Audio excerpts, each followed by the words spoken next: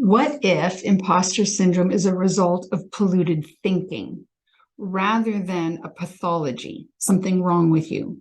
Syndrome implies that there's a pathology to it. And so what if instead our perspective is around insecure and self-doubt thinking, despite proof otherwise, really does mean I've learned thoughts or a narrative around myself that are inaccurate. And in the inaccuracy, that stuff gets in the way and results in me feeling as an imposter. I feel fake. I feel like I shouldn't be here.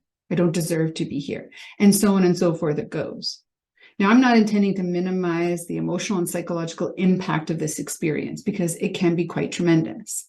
What I'm here to actually share is self-regard is a skill in emotional intelligence that helps us to be very accurate, reality tested, objectively based in what are our strengths and what are our weaknesses, and be able to approach then situations in which our strengths can shine and which our weaknesses can be identified as deficiencies, and learn how to handle those without chipping away at our own self-worth, at our own potential, at our own capacity, and actually have much more clean thinking about ourselves. Why? So we can experience a greater level of well-being, for sure. So when we think about this skill of self-regard, it's in the self-perception realm. And the whole purpose and intention of this skill is to know yourself very well, know your strengths and know your weaknesses.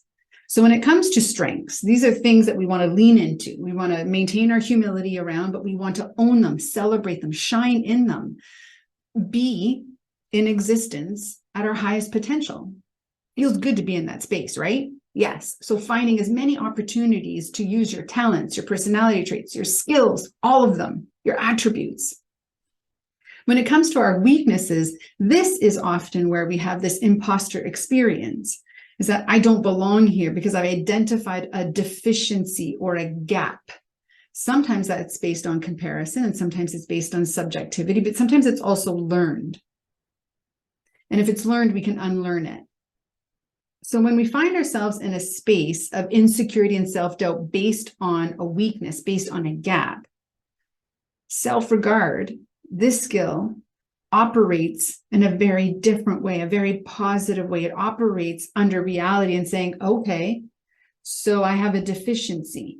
How do I close that gap? Do I need to ask for help? Hire members of my team that have this as a strength, and so together we work better? Do I need to learn? Grow? Do I need a coach, mentorship? How do I want to go about closing this gap so that I can elevate my capacity, elevate my skill set, and minimize feelings of insecurity or self-doubt? That's how we go about this. And emotional intelligence is skill-based. Self-regard is skill-based. And so we need to actually practice these things to develop the skill set to reverse the impact and effect of something like an imposter experience.